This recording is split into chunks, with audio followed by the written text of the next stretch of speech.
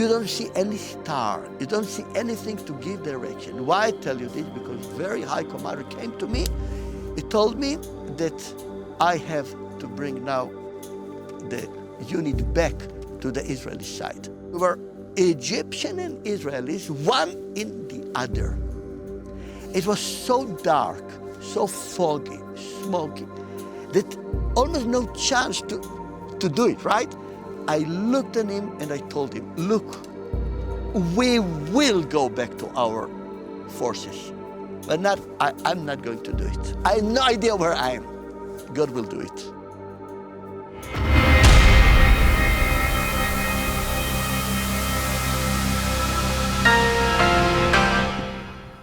Look now, I'm putting now in front of you, if my faith that Yeshua is Son of God is wrong, I want to be killed. Because if this is wrong, it's blasphemy what I'm doing. It's really blasphemy. And I too respect God to allow somebody like me to live, right? They were in shock. But if not, if he is the Son of the living God, you will see with your eyes. One of the group, he raised up to say something against me. We got the alarm on the airplanes to Sinai.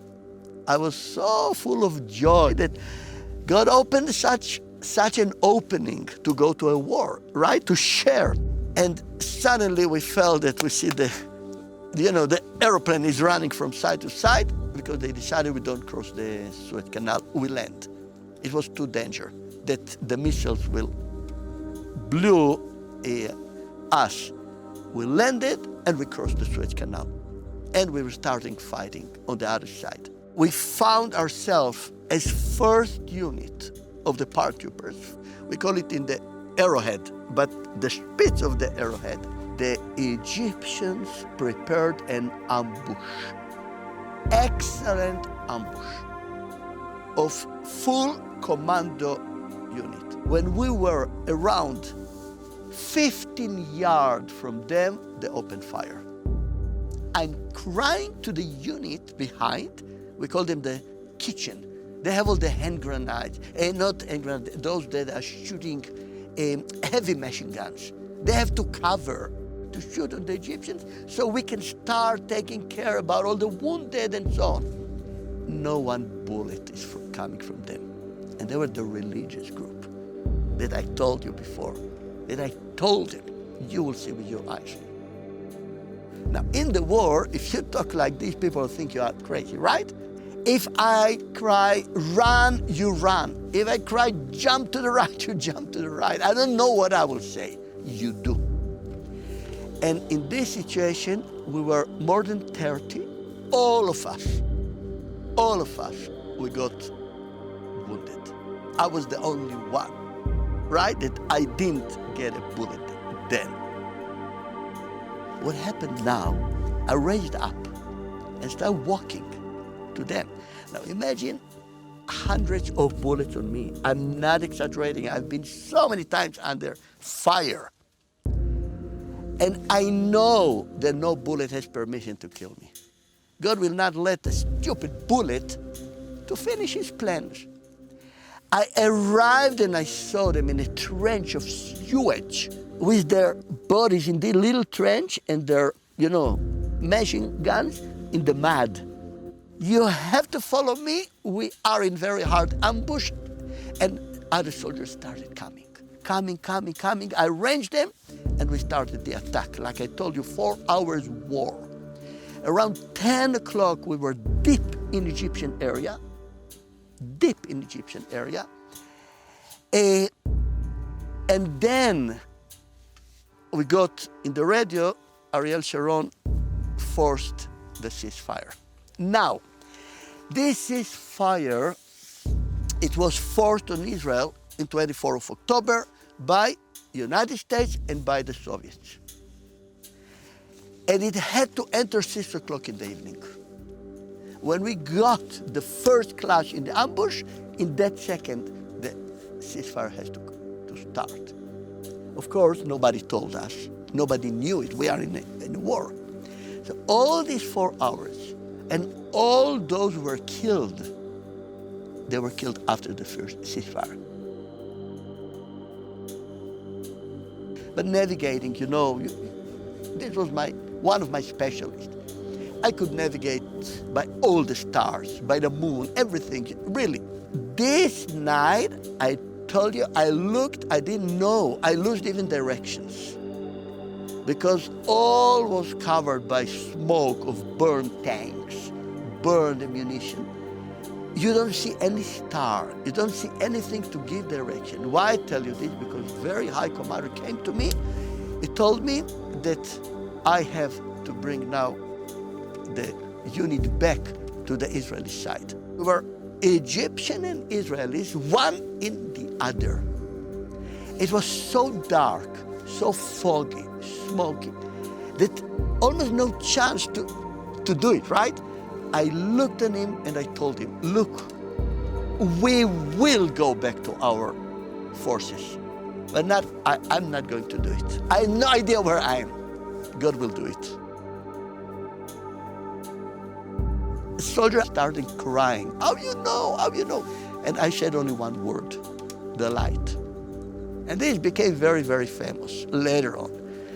Very famous, because I said, I don't know, it's the light, the light, the light. That's all what the soldiers later on, when we met, 10 years later, 20 years later, in their homes, in recordings, that's what they said it, I said, the light. I saw a light. I measure it like 15 degrees above the horizon. I never saw something so strong in my life. The strongest light that we know is the tank. When they open the projector of a tank, you can see 3 kilometers. This was like 100 times more. Not only light, it was like a magnet. I tried to describe to one of the rabbis. I felt that this is like a huge magnet, and I'm a little piece, and I lose control of myself. I just hear myself crying loud, run, run, run. We run, boom, we stop, and like 320 millimeters mortars falling behind. We continue, we take the people. I find myself, jump to the right. There were big holes for preparing the sewage system. We jumped down with all the wounded, and just on the next one, a bomb is falling, and I was like 5 meters in the air from the explosion.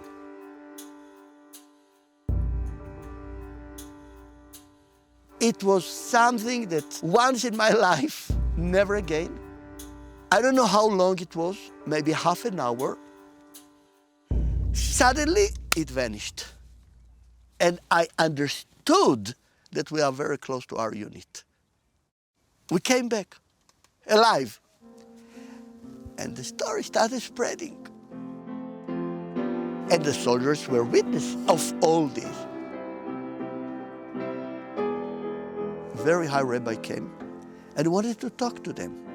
They didn't want. Talk only to Arye. He's the only one that has faith.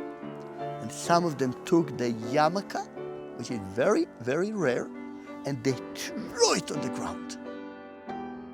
So, talking all night, it was amazing, amazing talk with this rabbi.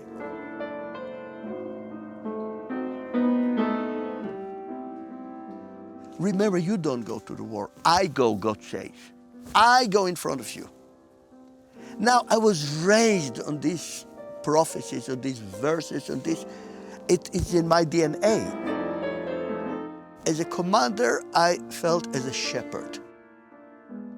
Now, what Jesus said, a good shepherd is giving his life for his sheep.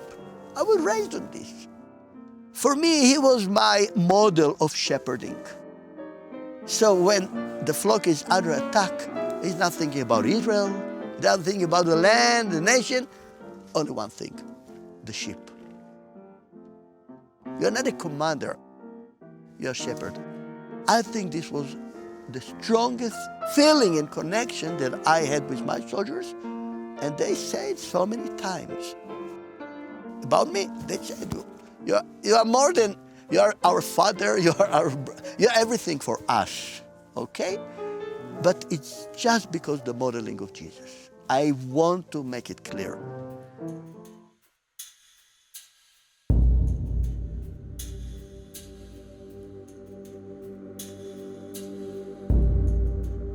As soldiers in special units, all our children go to special units. And it's not easy to know what they are going to pass. It's not easy knowing how it can affect their life. This is, I really believe, this is the price of living in Israel. I will never leave this country. I had so many chances to live and to play in excellent orchestra all over the world. Conducting orchestra, they are not connected to Israel.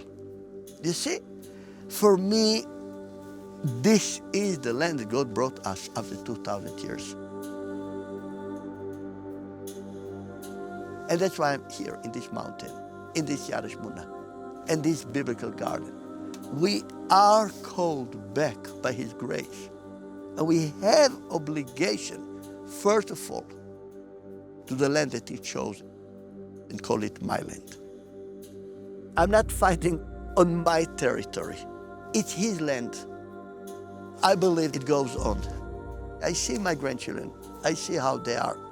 I'm not proud of them. I'm not this kind of man to be proud. But I see what is the meaning to be rooted. If somebody is rooted, deep, wow. Hey, I'm Mati Shoshani, and thank you for watching the TBN Israel YouTube channel. We hope this video gave you greater understanding of Israel and her people. If you haven't already, subscribe to our channel and hit the notification bell so you never miss a video. We'd love to hear from you, so be sure to share what you've learned and ask your questions and comments below. And invite your friends to join the conversation.